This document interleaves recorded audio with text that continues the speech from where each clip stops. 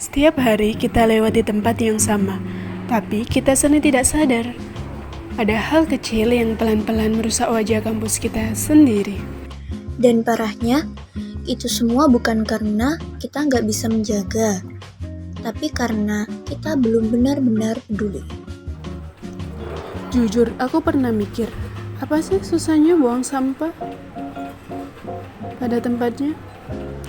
Tapi tahu nggak, ada fakta yang lebih bikin mikir. Kampus kita ternyata belum bekerja sama dengan Bank Sampah Induk Surabaya. Padahal kalau bekerja sama, sampah-sampah yang berserakan itu bisa bernilai.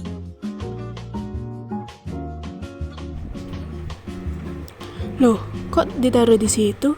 Aku bingung, ini organik apaan organik?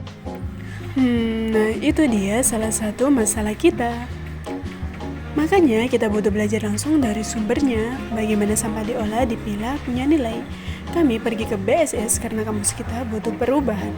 Bukan sekedar bersih sesaat, tapi sistem yang berkelanjutan. Dan disinilah kenapa kita melakukan field study ke Bank Sampah Induk Surabaya.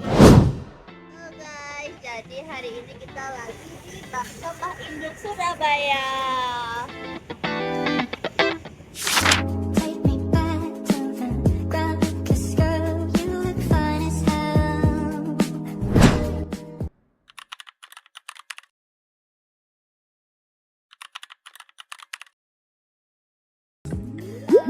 Bank Sampah Induk Surabaya atau BSIS adalah koperasi jasa yang mengelola sampah anorganik yang dapat didaur ulang dan berfungsi sebagai pusat pengelolaan sampah serta edukasi di Surabaya. Bank Sampah Induk ini sudah berdiri sejak tahun 2010 dengan nama awal Bank Sampah Bina Mandiri yang saat itu masih beroperasi di teras rumah pendirinya, yaitu mahasiswi ITS yang bernama Anindita Normaria Samsun. Perkembangan lembaga ini berlanjut pada tahun 2016 ketika berubah menjadi Yayasan Bina Bakti Lingkungan. Hingga pada tahun 2023 resmi bermitra dengan pemerintah Kota Surabaya sebagai koperasi jasa layanan penjemputan sampah. Lembaga ini dibangun dengan dua tujuan utama, yaitu mengurangi jumlah sampah yang masuk ke TPA Benowo dan membantu meningkatkan perekonomian masyarakat menengah ke bawah. Dampak yang dihasilkan cukup signifikan, di mana setiap hari lembaga ini mampu mengelola 1,5 hingga 2 ton sampah dari berbagai wilayah di Surabaya. Saat ini, Bank Sampah Induk Surabaya memiliki sekitar 2.000 nasabah perorangan, 450 bank sampah unit, 250 sekolah, dan 150 perkantoran yang bekerja sama dengan bank sampah ini. Masyarakat diajak untuk melakukan pemilahan sampah agar sampah rumah tangga dapat bernilai ekonomi dan dapat didaur ulang. Perkembangan lembaga terus meningkat sejak tahun 2016, terutama setelah memperoleh dukungan CSR dari PLN dan mendapat perhatian media seperti TVRI. Pertumbuhan jumlah nasabah juga semakin pesat ketika lembaga ini pindah lokasi dan bermitra dengan pemerintah kota. Namun, terdapat beberapa tantangan seperti keterbatasan ruang pada awal berdiri, kebutuhan penambahan SDM dan armada, serta tantangan terbesar yaitu menjaga konsistensi masyarakat dalam melakukan pemilahan dan penyetoran sampah secara rutin. Sistem pengelolaan sampah dibagi menjadi dua jenis nasabah, yaitu perorangan dan kelompok.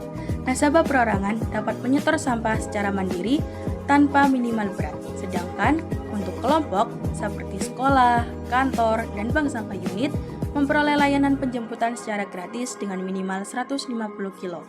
Setelah sampah tiba, pihak bank sampah melakukan pemilahan lebih detail sesuai kebutuhan pihak daur ulang. Kemudian melakukan proses pengopresan, pengemasan, dan pengiriman ke vendor yang sebagian besar berlokasi di Sidoarjo, Gresik, dan Mojokerto. Bank Sampah Induk tidak memproduksi barang hasil daur ulang, melainkan hanya menyediakan bahan baku bagi industri pengolah. Selain itu, kegiatan field study di Bank Sampah Induk Surabaya ini menunjukkan bagaimana prinsip biologi bekerja dalam kehidupan sehari-hari. Yang pertama, interaksi. Kita melihat hubungan manusia dengan lingkungan, di mana pemilahan dan pengolahan sampah membantu menekan dampak negatif pada ekosistem. Lalu, homeostasis, yaitu dengan adanya Bank Sampah Induk Surabaya dapat membantu menjaga keseimbangan lingkungan dengan mengurangi penumpukan sampah yang dapat mencemari tanah, air, dan udara. Dan melalui field studies ini, kita mengenal konsep dasar biologi, yakni universalitas. Kita belajar bahwa materi di alam selalu mengalami daur ulang, sama seperti proses yang diterapkan dalam pengelolaan sampah di bank sampah. Kegiatan field study kali ini berhubungan dengan beberapa komponen pembangunan berkelanjutan atau SDGs. Ada 3 tujuan yang paling terkait dengan aktivitas kita kali ini, yaitu yang pertama SDG 8, Decent Work and Economic Growth, pekerjaan layak dan pertumbuhan ekonomi. Bank sampah membuka peluang ekonomi baru, menciptakan lapangan kerja, dan mendorong ekonomi sirkular melalui sistem tabungan sampah.